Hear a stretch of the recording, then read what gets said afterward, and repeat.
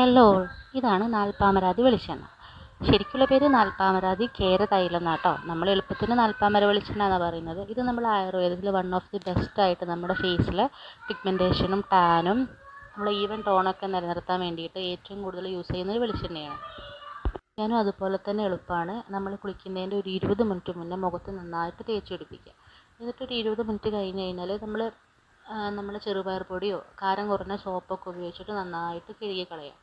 ഇപ്പം എൻ്റെ മുഖം തന്നെ നോക്കിക്കുക, നന്നായിട്ട് പിഗ്മെൻറ്റേഷനും ടാനുണ്ട്. എൻ്റെ രണ്ടാമത്തെ ഡെലിവറിക്ക് ശേഷമാണ് കേട്ടോ ഇതിങ്ങനെ ആയത്.